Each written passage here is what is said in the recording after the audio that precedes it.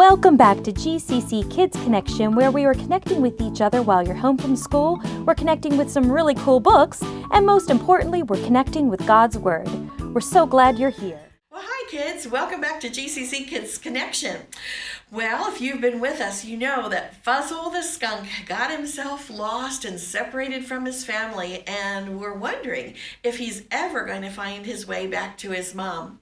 So let's find out what happens with Fuzzle this time.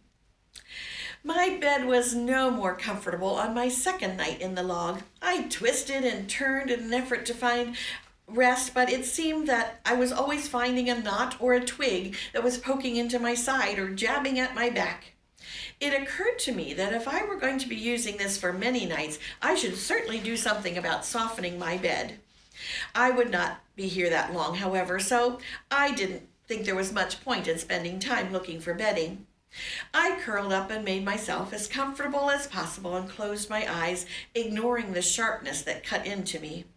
I did eventually get to sleep in spite of it, and the next thing I knew, the air was cooling and my stomach was telling me that it was time to get up again. I headed directly for the pond.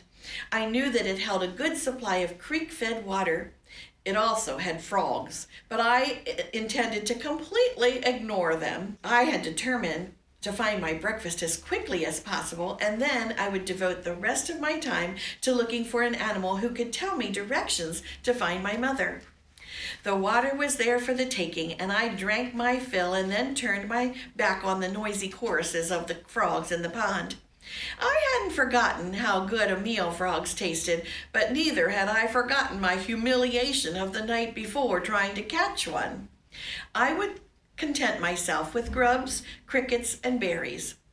The hunting did not go so well. It took me half of the night to find 5 grubs and 3 crickets. My stomach was still complaining when the moon moved far into the west. To make matters worse, the clouds had been threatening all night long and now began to bathe the world with a steady drizzle of cold rain. I knew that my coat would shed a certain amount of the water, but I did not want to return to my bed wet to the skin. I headed back to my log. I was still hungry and had failed to get even close enough to any of the forest animals to ask my way home. I had seen 3 bush rabbits at a distance, and I called to them, but they just looked over their shoulders at me and hurried off. I also saw an owl. He was much too busy hunting for his meal to pay any heed to me. I returned to the log, and shortly before the sun was due to get up, I settled myself. I did so wish that my bed were softer. It would not do now to go looking for materials. Again, I longed for Mother's warm and comfortable bed and the security of her presence with me. If Mother were with me, I felt quite confident that I would not have to be going to bed hungry. I put the thought from my mind and concentrated on sleep. It was my hunger that awakened me. As I looked out from the shelter of my log, I could see that it was still raining. I hated to start off in the rain, but I did need to get something to eat, so I headed again for the pond and a drink of water. Even before I got to the pond, I became excited. Hunting in the rain wasn't so bad after all. There seemed to be an abundance of crawly things that made a delightful breakfast. Mind you, it took an awful lot of them to make a mouthful, but it did add up. I didn't dare pass them as I went on for my drink because I knew full well that they might not be around when I decided to return for them. Therefore, I walked slowly, checking carefully about the path as I went. It took a long time to reach the pond. By then, I was thoroughly soaked. I chose to ignore the shivering that discomforted me and got excited for caring for my other discomfort, my gnawing stomach. I took a quick drink and continued on with my hunting. I had not gone far when I saw a hedgehog. He too was busy looking for his breakfast. I was so excited to see him that I had to check myself to keep from calling out excitedly. I did hasten my steps, however, and by the time I approached him, I was almost at a run. He looked up suddenly, and his eyes widened. He backed up a few steps, and as I looked at his face, I slowed down. Suddenly, he wheeled around, and even before I could say, "How do you do?" or ask a question regarding my mother, he was gone. I felt like crying as I watched him go. What was the matter with everyone? Why wouldn't they talk to me? Or was it that there was something the matter with me? I didn't feel like very much breakfast. I wasn't completely full, but I was wet and lonesome and miserable. So I decided to just head for my log. As I entered the log and headed back to the corner within its depths, a feeling of being home came over me. Even though I did not have mother or the family or even any friends, the uncomfortable knots and lumps of this log seemed to welcome me. At least here I felt safe and in a strange way, even at home. I decided that if the rain was over in the evening, I would find some suitable materials for making myself warm and cozy. Maybe I would need to stay here for a few nights after all.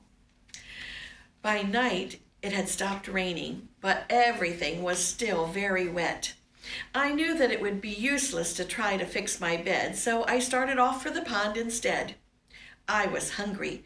I had not eaten enough the night before, and in fact, there had been really only one night since I had left Mother that I went to bed with a full stomach. I hoped to do better. Surely there must be plenty of food in this forest. Even before I reached the pond, I could hear the frogs croaking, and then suddenly there was total silence. Then the sound resumed. Then a splash, followed by more other splashes, and again silence. As I stood listening, this was repeated over and over. My curiosity drew me on. I knew that I was too far away to be the reason for the reoccurring noise and then silence. I was rushing forward rather clumsily when I burst through the undergrowth. There were many splashes then. "Ah, you dumb kid," said an angry voice. There on a fallen tree by the edge of the pond was a large, angry-looking raccoon. I stopped short. "Look what you did," he went on. "I almost had the biggest one in the bunch of them, and you came charging out like you had no sense in your head, and you scared them all away. They likely won't even show their heads again for the rest of the night." He sort of hissed in disgust, leaped off the tree limb, and disappeared into the undergrowth. I never even had a chance to say I'm sorry. I was sorry. I had no idea that my noise could scare away someone's potential breakfast. How was I to know that the frogs didn't care for the racket? They wouldn't show up again all night, that coon had said? Well, he was wrong. Why, I had chased them back and forth one whole night, making lots of noise and scaring them into the water again and again, and they still came up. Oh, it took them a while to be sure, but they still reappeared. How was I to know that frogs don't like noise? Suddenly it hit me. Perhaps that had been my trouble. Maybe when one hunted frogs, one had to be extremely quiet. I decided to try it. Standing motionless and waiting in absolute silence nearly got to me. My legs began to twitch and my whole body asked to be allowed to move, but I made myself stay under control. I didn't like this way of hunting for my breakfast, but if that's what it took, I was determined to stick it out. It seemed forever before a frog began to croak and make his way close to me. I knew from previous experience that it would be no good for me to go running around to the other side to find him, so I argued with myself to stay put. Soon another frog began to croak, and then another, and each one of them seemed to be just a little bit closer to where I stood. Finally, only a few feet to my right, another one began to croak. I strained my eyes and my ears in the darkness. A head appeared. The frog did not even seem to notice that I had joined him. As he croaked, he He swam a little bit and he sang a little bit as he was getting nearer and nearer to me. I could hold still no longer. Already I could taste the delicacy that he would be. I jumped at him, my paws outward stretched, and scooped him out of the water. I missed. I missed completely, and with a startling croak and a big splash, the frogs were all gone, and so were all of his brothers and sisters and aunts and uncles and cousins. Not a head was seen or a croak was heard. I left the pond then. That coon could have the whole bunch of them if he cared to have them. It didn't work whether you made a lot of racket or whether you stood still. A frog is still a frog. I did my breakfasting elsewhere that night. The grass was dripping and the path was wet with tiny puddles. There were still grubs and other creepy things about. It took a long time to gather enough food to ease my hunger, and then, because the sun was about due to make its appearance, I headed for my log.